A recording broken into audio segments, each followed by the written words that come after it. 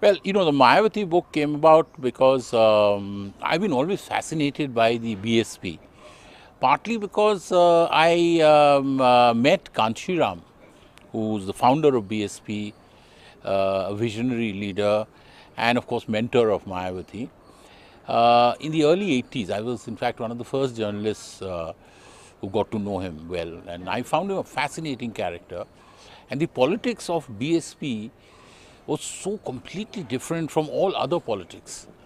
As a political journalist, one realizes that there's been evolution of different political streams. I mean, you have the Sangh Parivar morphing into the Jansangh and later into the BJP, the Congress, of course, holding strong, the communist parties going on from before, the socialist parties splitting into various streams. So there was a huge, novelty about the politics which Kanshiram and the BSP represented. And then, of course, Mayavati emerged as Kanshiram's chief spearhead. And when I remember when this chubby young lady came around, everybody joked. Even Kanshiram's friends thought it was Kanshiram's weakness and it was just a girlfriend. And people didn't give her much political weightage. But as we've seen over the years, Mayavati got stronger and stronger. And in fact, she succeeded in Uttar Pradesh, whereas Kanshiram failed really in Punjab and other places. So she became a very important, element in the rise of the BSP. And then Kanshiram fell ill, and she, of course, became stronger. So I think this was one subject which, and one person whom I felt would make, a very good story. I mean, it operates at so many levels, the Mayavati story. One is a personal saga, because her personal story itself, straight out of a Delhi shanty town, a very, very nondescript Dalit family, rising to such heights, twisting and turning, in-your-face politics. So that was the one, element. But it was not just that. It was also the BSP's unique style of politics, which is so different from other political parties. That was interesting. And finally, and probably most importantly, it concerned the Dalits. And the Dalits as a community are so unique in the world, really, because there have been many, many oppressed communities, in the history of the world. But it is very, very rare that you have a community which is oppressed in so many spheres. And for the Dalits to organize themselves in this manner and rise to a position where they could actually capture power in India's most populous state was a great story. One thing, of course, is my following first Kanshiram, then Mayavati over the years as a journalist. So over the years, you get quite acquainted with their style of politics. But my concentrated research was for about 3 or 4 years. And fortunately, it was in a period when she had just got out of power and her aides were very, very accessible.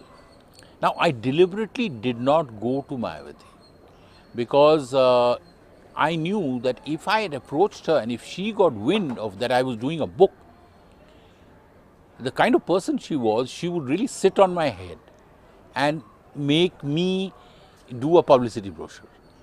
So, and that was not my intent. So I actually kept it very secret from her. But I think they got to know that I was doing some maybe major research on her. And of course, some of her closest aides gave me a lot of very, very interesting insights into her style of functioning. But I can certainly say that there was no access or special access given by her. And in fact, as I said, I was very, very careful in not letting her know that I was doing a book. Because what I was really worried is that either it would turn out to be a publicity brochure if she cooperated with me, which is pointless. She was too important a story to waste it in a publicity brochure. On the other hand, if I said that I wouldn't do it, she would get angry and she would stop all access to her aides, and then you don't want a hostile attitude, because I was largely supportive of what she represented. I think it was high time and a great tribute to Indian democracy that somebody like Mayawati was being able to rise, that a Dalit party and a woman Dalit leader could reach such levels, and so I was very supportive of that. But at the same time, I knew that these people were very sensitive. The Dalits particularly have a chip on the shoulder. Mayawati, with a very dictatorial and authoritarian style of functioning, was not used to any kind of criticism. So these were sensitive matters. And also, what really worried me was that I had to also write about her relationship with Kanshiram, her corruption, all that. There's one chapter just on her corruption. So I was quite apprehensive, but at the same time, I tried to work out the best possible means where I could tell her full story without either making it a hagiography or a book which would just rubbish her or dismiss her. So I think that was the big challenge in this book, is that in this country, whoever you are and however oppressed your community may be, you have a chance given the electoral system. Now, Mayawati and the BSP has proved that you can, to some extent, without being connected to any big family, without having historically a leg up belonging to a ruling caste, you can capture political territory and sustain that political territory. There have been ups and downs, but there is no question that the BSP, as the third largest party in India in terms of votes and a major player, as we've seen even after a defeat in Uttar Pradesh in parliament, with quite possibly being again the other pole in a bipolar situation in UP, where the Mulayam Singh's Yadav Samajwadi Party is the other pole. You can, I mean, the big story really is that you can, in politics, become out of nowhere, and even if you have, you do not have particularly powerful credentials to be a political party, through sheer hard work, through thinking out of the box, you can make it. Now, certainly I must confess that I have from a very early age, a youth, have been attracted towards radical politics, towards politics which sought to empathize with the poor, the marginalized, the oppressed, the exploited.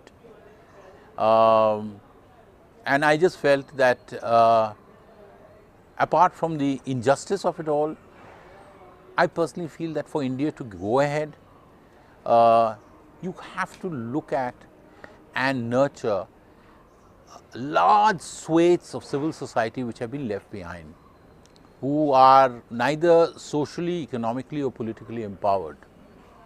Therefore, the political empowerment of the Dalits, who are the bottom of the heap, the wretched of the earth, is, to my mind, very, very important. Now, let me in the same breath say that Mayawati certainly is not the ideal leader of the Dalits. I have been critical of her, but at the same time, I do believe that in Uttar Pradesh, certainly she represents, almost in an undisputed manner, the Dalits and many, many poor, lowest castes and some poor Muslims as well. So, and some very poor upper castes as well. So, if you really look at her constituency, the people who are our voters, and see their socio-economic status, you will find that an overwhelming majority of people would belong to the bottom part of society. And my empathy with this, as long as she represents them, I think has definitely colored my opinions. Well, I was, drawn into the Naxalite movement at a very early age. I was barely, 17 or 18 when I got involved in the Naxalite movement.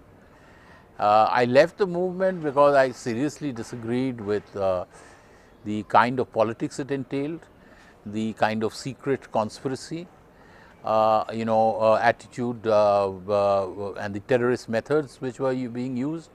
And so I rejected that style of politics. I do believe that mass politics, is the only answer for a country like India. That the moment you make it militarist, the moment you make the gun and the bullet rather than the ballot as your weapon, you have a problem, and you are bound to actually increase the chances of the state to crush such movements. And actually Mayawati herself, quite interestingly, in an autobiography, commented on the Naxalite movement and said that her main objection to the Naxalite movement was that they tended to look at the bullet as more important than the ballot. And she said that the state can manufacture many more bullets than us, but our ballot will always be more than the upper castes and the upper classes.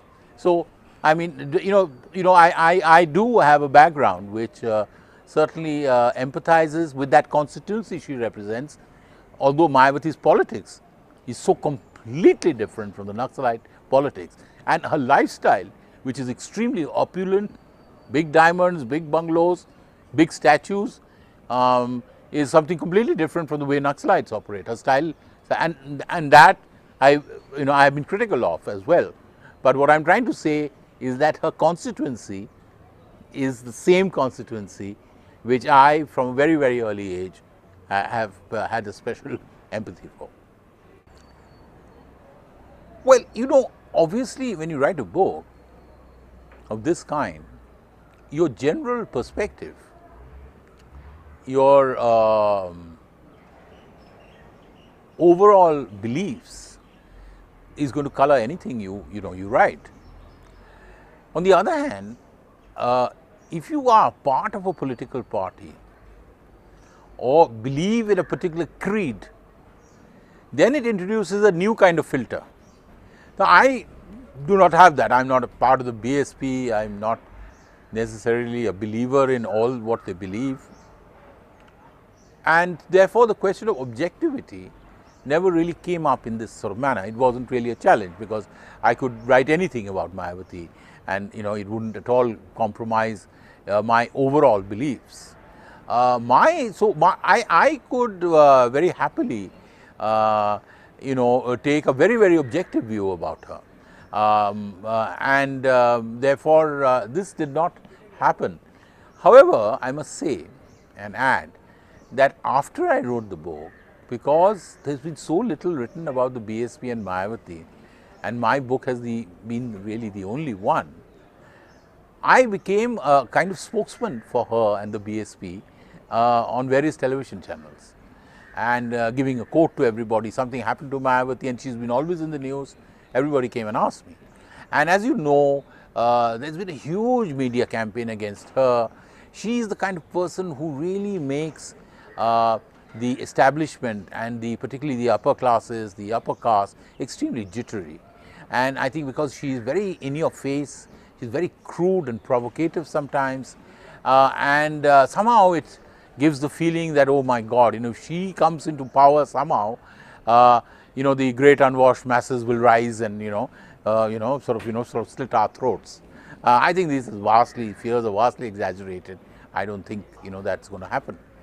But I ended up, in fact, often defending her and trying to explain to her, and I kept on saying, hello, when you say corruption, when you say all these things, we have to also see the corruption of others. So, sure, she's corrupt.